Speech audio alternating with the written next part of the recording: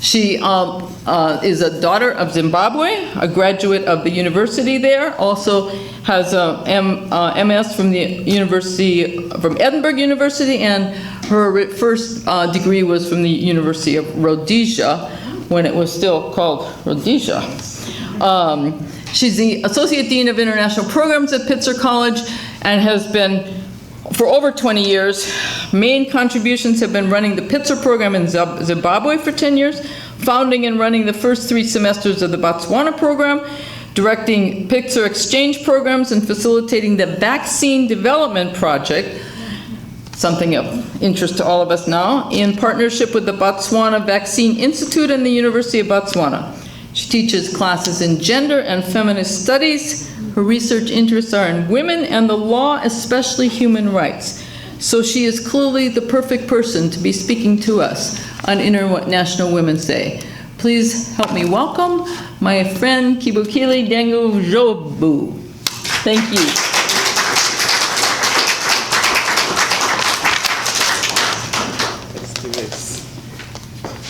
Let's do this. Good morning, church, or congregation, more like it. Thank you for that introduction. Actually, I feel a little bit like I'm an imposter because, yes, I'm all those things, but the reason that brings me here is because I am passionate about the continent, the answer continent, the homeland, the motherland. And that's why I'm here, to share with you some thoughts, some personal thoughts about the homeland for us all.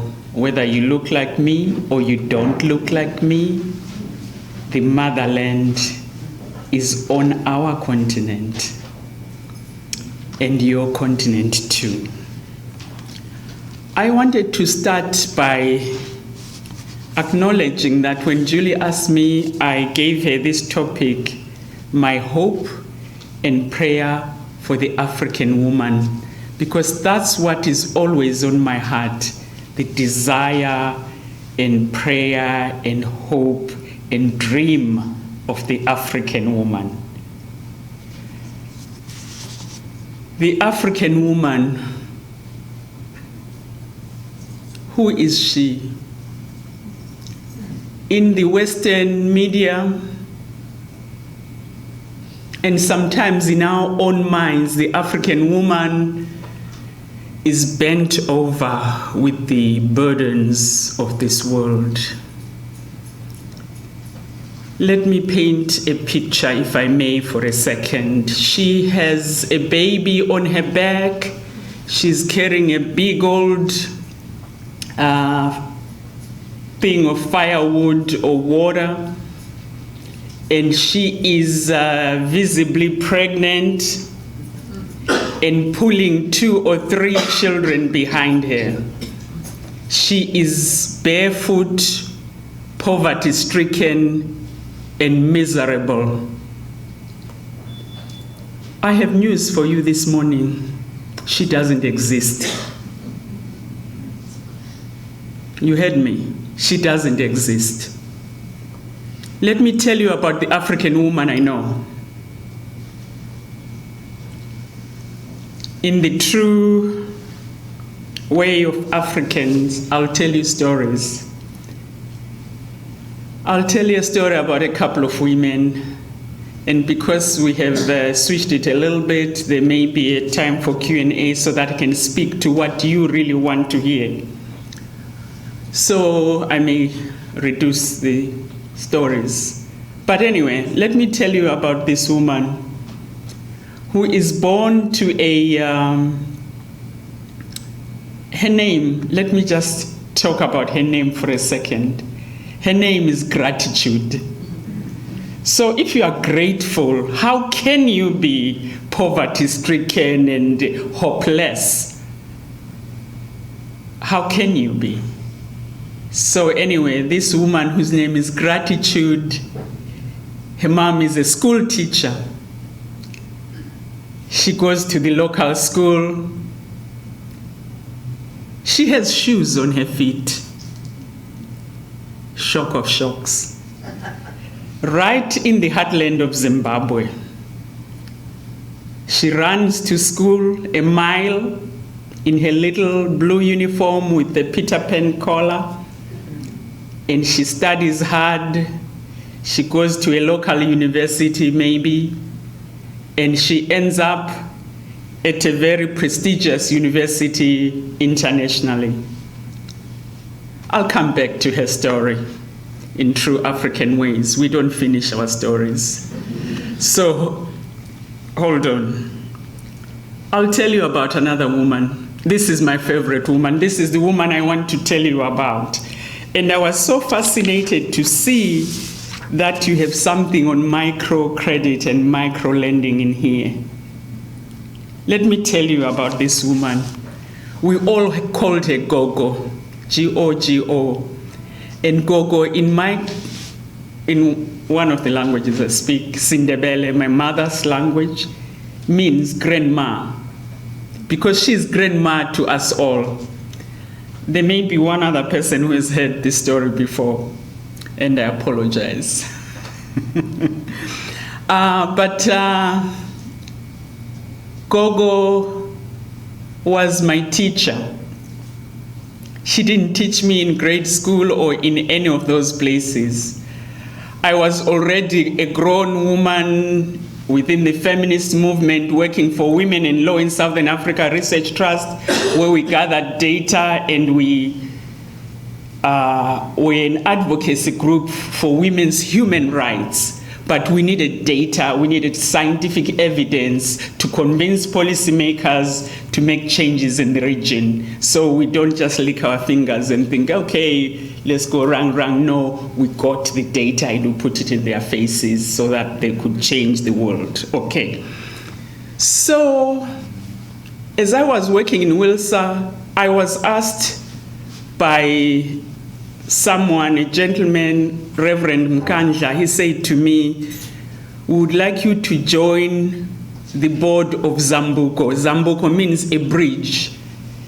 And you can see the metaphor of a bridge from poverty to plenty, a bridge from here to there, a bridge from me to you, and it goes both ways, from you to me.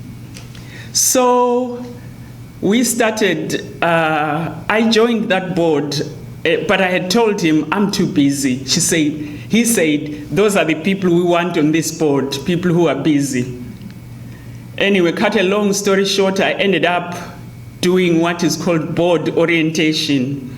And on that board orientation, I met Gogo. That's how that comes to the story. Gogo said to me, I was with other people, so it wasn't a personal interview. We went to her office and we sat around Gogo, and Gogo looked at us and said, wow, the world has changed. Let me tell you my story. She told us a story that she was widowed at a fairly young age and had 8 children. You heard right, 8 children.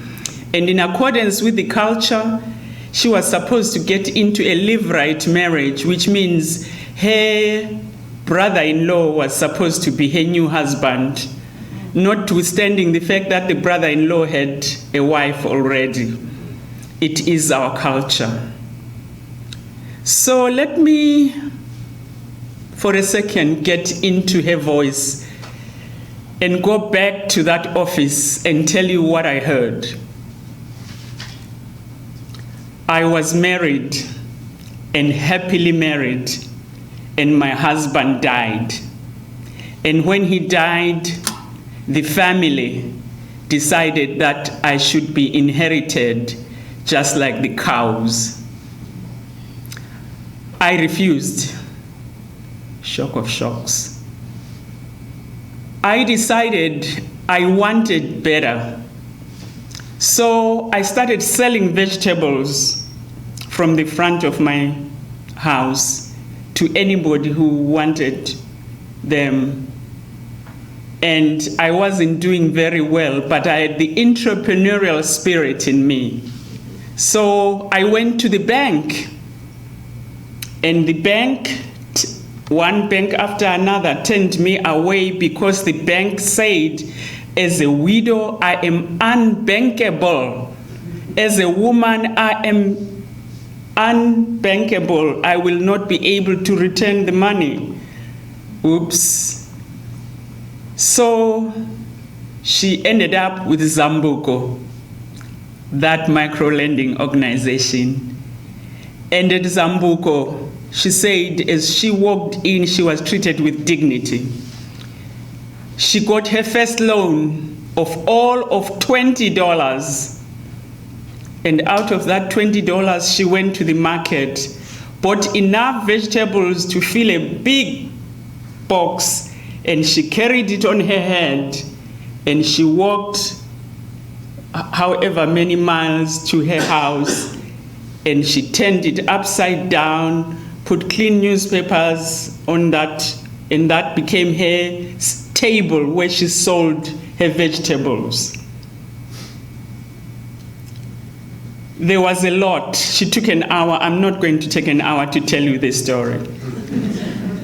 But at the end of the story, she said, look around. Look at this shop you walked through. All the produce and the products in this supermarket that I own is because of that $20 loan. That's where it started.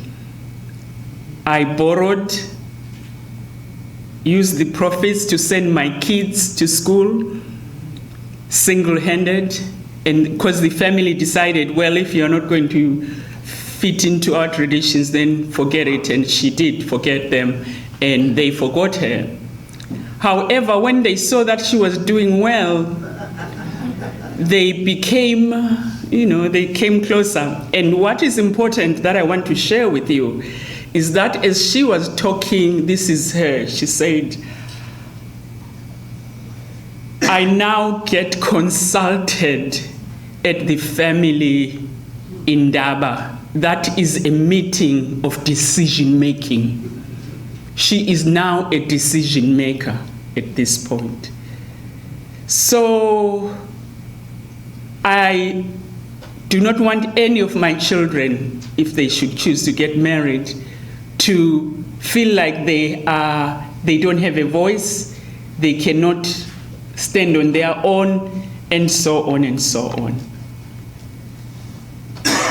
I looked at her and I realized here was my professor who taught me the most important thing, to own my voice and to realize that my destiny is under my control, not outside my control.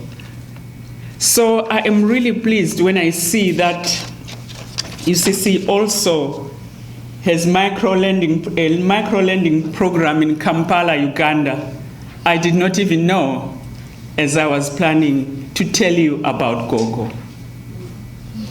But let me end by telling you about the first woman I told you about. A few years ago, she moved into Claremont.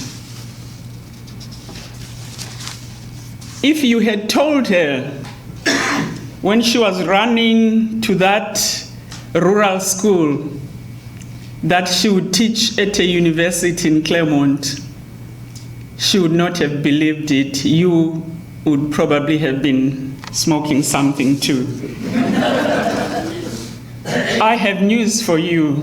That woman is standing in front of you, and this is my story. It can be done. Women in Africa are taking up their spaces, owning their voices, doing for themselves. And so my appeal to you as I either sit down or however we're going to move, my appeal to you is to join me. This is the African way. You don't do anything alone. we do it together. Join me in this community of bridge builders so that we can connect. I'm really pleased to see certain individuals in the room who are doing just that. Thank you. Thank you.